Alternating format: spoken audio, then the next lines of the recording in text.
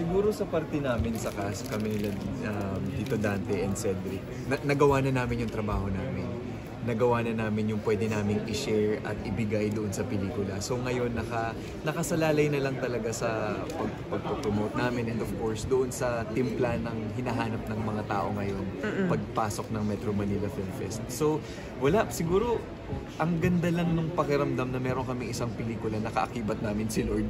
Lord, kayo na po bahala sa amin. Actually, nakaback yung church, yes, di ba? Yes. Para ang laking hatak na rin nun, Sir Dante, di ba? Na imagine mo yung simbahan, kaakibat nyo. Palagay ko, with all the prayers, maraming salamat sa panalangin ninyo. Saka, maraming salamat na rin sa mga fans na wala sa akong tumatangkilik.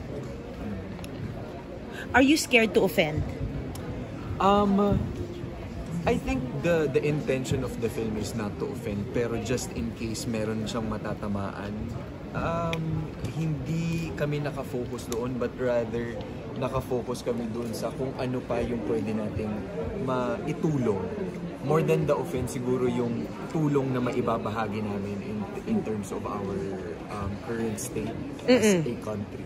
Yun nga kasi 'di ba parang sinabi ni Father kanina na may itatap siya na pakiramdam mo na nararamdaman mo ngayon. So that's why that warranted the question na yun nga, Cedric, habol ka dun sa sagot, no? Okay. Na are you scared to offend if ever it can evoke also that emotion towards the viewers because you can't please everybody? Well, yun nga, sabi mo lang na we're not everyone's cup of tea.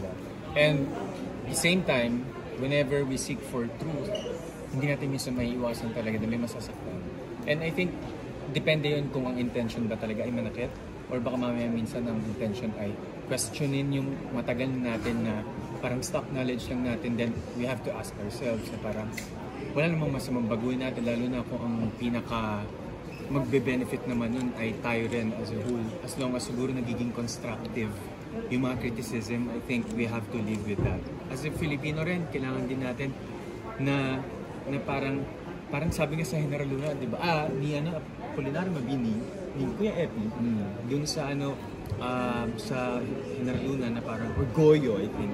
Na parang sinabi niya na, handa na ba tayo mga Pilipino na malaman ng totoo at hindi ba tayo mapipikon? So, I think, yun nga, whenever we seek for truth, minsan talaga may masasaling tayong pakiramdam, pero babalik at babalik tayo, bakit kaya nila sinalin? Baka mamaya meron tayong kailangan ibalik na pagmamahal or emotion para sa lahat. Ang ganda ng sharing mo